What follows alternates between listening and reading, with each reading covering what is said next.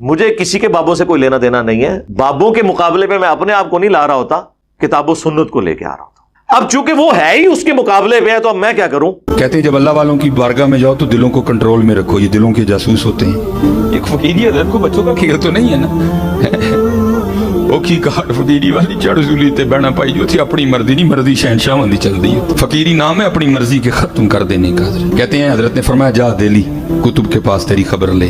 فرماتے ہیں میں دہلی آ گیا. اب کتب صاحب سے ملاقات تو نہیں تھی نا. کہتے میں نے وہاں کے لوگوں سے پوچھا بھائی یہاں کوئی قطب الدین صاحب رہتے ہیں؟ تو حضرت کی عمر کم تھی اس وقت, جوانی تھی بالکل قطب صاحب کی, اور بچے کھیل رہے تھے اور حضرت بیٹھے ان کا کھیل دیکھ رہے تھے. کسی نے اشارہ کر کے کہا بھائی یہ ہیں قطب صاحب. تو بابا صاحب فرماتے ہیں چلا لیکن دل میں پھر وسوسہ ہے بھائی, پیر تے ملیا لیکن ملیا منڈا, پیر تے ملیا لیکن ملیا منڈا. فرماتے ہیں جب میں قریب گیا نا تو مجھے آپ نے کھڑا کیا اور اپنے حجرے میں چلے گئے. کہتے جب باہر آئے نا تو داڑھی سفید تھی اور بوڑھے ہو چکے تھے, اور مجھے مخاطب کر کے کہتے ہیں فرید ہوں تیرا پیر ہو یہاں کہ نہیں ہوا. بابا صاحب کہتے ہیں کہ میں قدموں میں گر گیا, میں نے کہا حضور معافی دے دیں. بابا صاحب کہتے ہیں کہ میں قدموں میں گر گیا, میں نے کہا حضور معافی دے دیں. فرمانے لگے او فرید تو تجھے دکاندار سے کیا لگے, تجھے تو سودے سے قرض ہونی چاہیے. ہاں سودا نہ ملے گا تو پھر تو گلا کرنا, تجھے جوانیاں بڑھاپے سے کیا لگے. بہرحال باتیں تو بہت. میں تو کچھ نہیں کر سکتا. پھر بخاری اور مسلم دونوں میں حدیث ہے اسامہ ابن زید کے بارے میں. وہ کہتے ہیں ایک جنگ کے دوران ایک کافر سے جب میں لڑ رہا تھا, وہ میری تلوار کے نیچے آیا تو اس نے کلمہ پڑھ دیا. میں نے پھر بھی اسے قتل کر دیا کہ یہ ڈر کے کلمہ پڑھ رہا ہے, لیکن دل میں قلق تھا, گلٹ تھا. کچھ عرصے بعد اللہ کے نبی علیہ السلام سے عرض کی کہ اے اللہ کے رسول, اس طرح جنگ کے دوران ایک کافر جب میری تلوار کے نیچے آیا تو اس نے کلمہ پڑھ دیا, لیکن پھر بھی میں نے اسے مار دیا. تو آپ نے فرمایا اسامہ جب اس نے کلمہ پڑھ دیا تھا تو نے اسے کیوں مار دیا؟ کہنے لگے یا رسول اللہ اس نے ڈر کے کلمہ پڑھا تھا. آپ نے فرمایا اسامہ کیا تو نے اس کا دل چیر لیا تھا؟ اسامہ تو کیا کرے گا, اسامہ تو کیا کرے گا. اس جملے کو حضور رپیٹ کرتے رہے. جب قیامت والے دن وہ کلمہ پڑھتا ہوا اللہ کے حضور تیرے خلاف مقدمہ قائم کر دے گا, اسامہ تو کیا کرے گا. اور اسامہ ابن زید کہتے ہیں کہ اس وقت میرے دل میں خیال آیا کاش آج سے پہلے میں کافر ہوتا, آج ہی کلمہ پڑھ کے مسلمان ہوتا, کم از کم میرا یہ گناہ دھل جاتا. اسامہ ابن زید نے جو اجتہاد کیا وہ بالکل درست تھا. ہم بھی یہی کرتے ہیں کہ ڈر کے پڑھا, لیکن ظاہر میں غلطی کے چانس تو ہیں, ہو سکتا ہے ڈر کے نہ پڑھا ہو. تو بینیفٹ آف ڈاؤٹ ایک کافر کو بھی رسول اللہ نے دیا جو آپ کو مسلمان علماء نہیں دیتے ہیں. جنید جمشید نے سامنے آ کے معافی مانگی, علماء نے کہا نہیں اندروں نہیں مانگی. دیکھا آپ نے.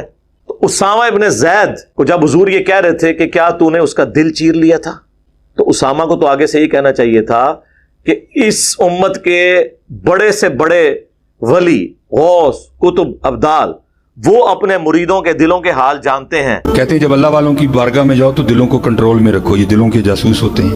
اور وہ پوری کائنات ان کے سامنے اس طرح ہوتی ہے جس طرح تیلی کے اوپر رائی کا دانہ. تو میں تو اولیاء اللہ کا سردار ہوں, اور میرے بارے میں آنے والے لوگ کہانیاں بھی کرائیں گے کہ کوئی ادنا صحابی بھی ہو, اسامہ تو بہت اعلیٰ صحابی ہے, ادنا صحابی بھی ہو, اس کے گھوڑے کے قدموں کی خاک گھوڑے کے نتھروں میں جو جا کے لگتی ہے اس کو بھی کوئی غوث, قطب, ابدال نہیں پہنچ سکتا. یا رسول اللہ جب غوث, قطب اور ابدال دل کا حال جان لیتے ہیں تو یا رسول اللہ میں نے واقعی دل چیر لیا تھا اور مجھے پتا چل گیا تھا کہ اس کے دل میں کیا ہے. یہ کہا انہوں نے. تو پھر میں یہ اگر عرض کروں کہ اگر اسامہ ابن زید کسی کے دل کا حال نہیں جانتے تو باب شاہی کوئی نہیں.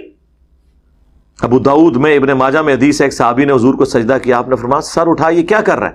کہ یا رسول اللہ میں وہ ہیرا نامی جگہ میں گیا تھا عراق میں, وہاں پہ لوگ اپنے سردار کو سجدہ کرتے ہیں, تو آپ تو اللہ کے رسول ہیں, آپ نے فرمایا جب میں فوت ہو جاؤں گا اور تم میری قبر سے گزرو گے کیا میری قبر پہ بھی سجدہ کرو گے؟ انہوں نے کہا نہیں یا رسول اللہ. تو فرمایا پھر مجھے کیوں سجدہ کر رہے ہو؟ اگر میں سجدہ جائز سمجھتا تو بیویوں سے کہتا کہ اپنے خاوندوں کو سجدہ کریں اس حق کے سبب جو اللہ نے ان کو دیا ہے.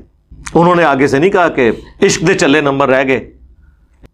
تو اس طریقے سے جب ہم یہ باتیں کرتے ہیں تو ہمارا مقصد یہ ہوتا ہے کہ آپ کے دماغ کھولے جائیں. باقی تو لوگوں کو تو بری لگتی ہیں باتیں, مجھے پتا ہے. قرآن کی دعوت لوگوں کو بری لگتی ہے, اس لیے آپ کو صدیوں سے بتایا گیا قرآن و حدیث ڈائریکٹ نہیں پڑھنا, گمراہ ہو جاؤ گے. یہ اس کا ایکویلنٹ ورڈ تھا, کیونکہ جو کچھ انہوں نے بتایا تھا وہ اس کے بالکل خلاف. لیکن اگر آپ قرآن و سنت کو پڑھیں گے تو وقتی طور پہ آپ کو کوفت ہوگی. جس طرح ایک بندے کو جب پھوڑا پیپ زدہ ہو جاتا ہے نا, اس کو جب کٹ لگایا جاتا ہے نا, اس وقت اسے ایک تکلیف ضرور ہوتی ہے, لیکن جب اس کا زخم صاف ہو کے 1-1.5 ہفتے میں ریکوری شروع ہو جاتی ہے نا, پھر وہ کہتے ہیں یار میں نے تو اتنے مہینے تکلیف کاٹی اس کی وجہ سے. جس مزار سے گزرتا تھا جھک کے گزرتا تھا. ہاں جی, اگر میں وہ گاڑی کا ڈرائیور تھا تو جو مزار آتا تھا وہ تو 10 روپے دور سے ہی سڑک پہ پھینک کے جاتا تھا. اللہ کا شکر ہے توحید پہ آئے ہو تو سکون ہو گیا, یہ پھوڑا جب سے ختم ہوا ہے. ایک اللہ کا ہو گیا ہوں. لیکن اس وقت چیرا لگتے ہوئے تو تکلیف ہوتی ہے جی, ہوگی, مجھے پتا ہے. اب اگر میں قرآن سے یہ آیت بیان کروں, سورہ الانعام کی آیت نمبر 15, جو سورہ یونس میں بھی موجود ہے, سورہ الزمر میں بھی, قل انی اخاف ان عصیت ربی عذاب یوم عظیم. اے نبی تم فرماؤ کہ اگر میں بھی اپنے رب کی نافرمانی کروں تو مجھے بھی اس بات کا ڈر ہے کہ بڑے دن کا عذاب مجھے بھی آ پکڑے گا. اللہ اکبر. میرے بھائی, جب یہ میں آیت بیان کرتا ہوں اور اس کے مقابلے پہ آپ کے بزرگ یہ کلیم کرتے ہیں کہ ہم اس وقت تک جنت میں نہیں جائیں گے جب تک کہ اپنے مریدوں کو نہ لے کے چلے جائیں, جو ہمارے سلسلے میں بیعت ہو گیا وہ قیامت والے دن بغیر حساب و کتاب کے بخشا جائے گا. اور میں جب یہ حدیث بیان کرتا ہوں اس کو سپورٹیو, یہ تو نبی علیہ السلام کے بارے میں آپ نے پھر اسے بریف کیا, صحیح مسلم کی حدیث کہ جسے قیامت کے دن اس کے عمل نے پیچھے چھوڑ دیا, اس کا نسب, اس کی رشتہ داری اسے آگے نہیں لے کے جا سکے گی. اور بخاری اور مسلم کی متفق علیہ حدیث, اے میری بیٹی فاطمہ اس بات پہ مت اکڑنا کہ تم اللہ کے نبی کی بیٹی ہو, اگر اللہ نے تمہیں پکڑ لیا تو میں اللہ کے حضور تمہارے کچھ کام نہیں آؤں گا. یہ سیدہ فاطمہ کو ہمارے لیے کہا جا رہا تھا, وہ تو بخاری مسلم میں ہے, جنتی عورتوں کی سردار ہیں, لیکن ان کو یہ بات کر کے امت کو بتائی جا رہی تھی کہ جب فاطمہ کا یہ سٹیٹس ہے اور اس کے بارے میں اللہ کا محبوب صلی اللہ علیہ وآلہ وسلم ہونے کے باوجود یہ کہہ رہا ہوں, تو اب جب کبھی کوئی یہ کہے نا کہ جو میرے سلسلے میں بیعت ہو میں اسے جنت میں لے جاؤں گا, میں اس وقت تک جنت میں نہیں جاؤں گا جب تک کہ اسے لے نہ جاؤں, تو آپ نے انجینئر صاحب کی بات غور سے سننی ہے کہ بابت شاہی کوئی نہیں. جب حضرت فاطمہ اور رسول اللہ صلی اللہ علیہ وآلہ وسلم کے بارے میں یہ آیات اور احادیث موجود ہوں. اسی طریقے سے بخاری و مسلم میں ایک حدیث ہے, نبی علیہ السلام کا ایک غلام تھا مدعم, جو سواری کا کجاوا کسا کرتا تھا سفر و حضر میں, حضور کو وضو کرواتا تھا. غزوہ خیبر کے موقع پر اسے ایک نامعلوم تیر لگا اور وہ شہید ہو گیا, اور صحابہ نے کہا تم میں شہادت مبارک ہو. یہ الفاظ ہیں, بالکل صحیح کہا, کیونکہ صحابہ دل کا حال تو نہیں جانتے تھے. آپ نے فرمایا تم اسے شہادت کی مبارک دے رہے ہو جبکہ اللہ نے مجھے دکھایا ہے کہ اس کے اوپر آگ کی ایک چادر ہے جو اس نے مال غنیمت میں سے چوری کی تھی, اور اللہ نے یہ بھی لحاظ نہیں کیا کہ حضور کا خادم ہے چلو ایک چادر معاف کر دے, نہیں. اس لیے میں بولتا ہوں آج اگر کوئی جرم کرتا ہے نا, اس لیول کا جرم اگر رسول اللہ کے زمانے میں کسی نے کیا وہ بڑا مجرم, کیونکہ اسے حضور کی صحبت ملی ہوئی ہے. تو صحابہ کرام اٹھے, اپنے گھروں کو گئے, اگر کسی نے ایک رسی کا ٹکڑا بھی یہ کہہ کے اٹھایا تھا نا کہ اس کی تو کتنی ورتھ نہیں ہے مال غنیمت میں, کیونکہ مال غنیمت کا سامان وقت کے حاکم نے تقسیم کرنا ہوتا ہے, اور اس وقت رسول اللہ تھے صلی اللہ علیہ وسلم, ان کی اجازت کے بغیر نہیں ہو سکتا تھا, لا کے واپس بیت المال میں جمع کروایا. اب یہ حدیث بیان کرنے کے بعد جب میں یہ کہتا ہوں کہ صحابہ کرام کو تو اپنے سامنے پڑی ہوئی ایک صحابی کی لاش کے اوپر آگ کی چادر نظر نہیں آئی ہے, آپ لوگ اپنے بزرگوں کے بارے میں کلیم کرتے ہیں کہ وہ عذاب قبر دیکھ لیتے کہتے ہیں جب اللہ والوں کی بارگاہ میں جاؤ تو دلوں کو کنٹرول میں رکھو, یہ دلوں کے جاسوس ہوتے ہیں, انہیں کشف القبور ہوتا ہے.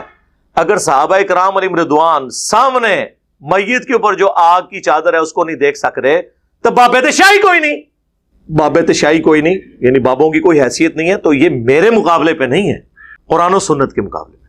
آپ دیکھیں ہمارے خلاف جتنی ویڈیوز چلتی ہیں نا اس کے نیچے ہمارے اسٹوڈنٹس لکھتے ہیں کہ بھائی آپ تو یہ کہہ رہے ہیں نا لیکن قرآن میں یہ لکھا ہے, حدیث میں یہ لکھا ہے.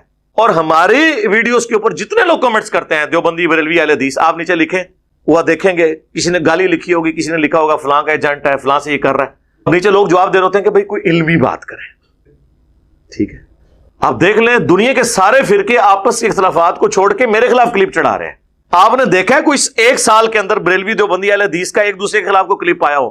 سارے مل کے میرے خلاف کر رہے ہیں. کیوں؟ انہیں پتا چل گیا ہے کہ یار یہ مسئلہ کوئی بھی نہیں بچا, ایک دوسرے سے گلے لگ لگ کے رو رہے ہیں. نہ ہم نے کوئی چندہ بک بنائی, نہ کوئی مدرسہ بنایا, نہ کوئی مسجد بنائی, نہ کوئی پیری مریدی شروع کی. آپ کے پیچھے نمازیں پڑھتے ہیں, آپ کوئی چندے دیتے ہیں, اب کیا مسئلہ رہ گیا پیچھے؟